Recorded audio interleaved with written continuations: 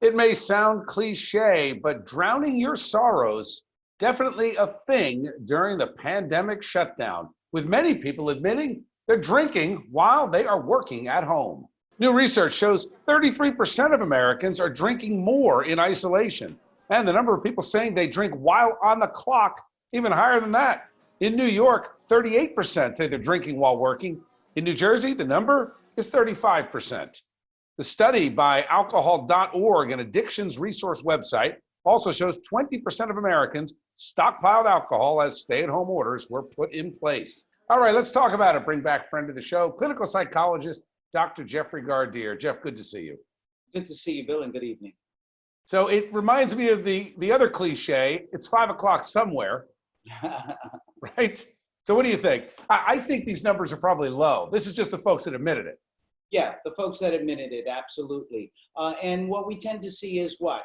Alcohol consumption is a way to reduce stress, and we are in unprecedented stress under COVID-19. So, of course, people are going to start drinking more. And we know that it can be a stress reducer if you don't abuse the alcohol. But what we're finding is almost 20 million Americans actually need some sort of substance abuse treatment. And so now during COVID-19, those are the folks who are much more at risk than the social drinkers. But the social drinkers now have this incredible amount of stress that they're going through. And so instead of kicking one back, they're going to kick back two or three. But let's talk about the drinking during work and your performance. I mean, a lot of people don't have jobs like ours. It was very easy to tell if we were drinking on the job. For a lot of folks, not easy to tell. What advice do you have to the folks that are drinking on the job and they have that little voice in their head saying, I probably shouldn't be doing this? Yeah, listen to that little voice in your head and don't do it, because that's a clear sign that you're on the road to substance abuse if you're drinking and working.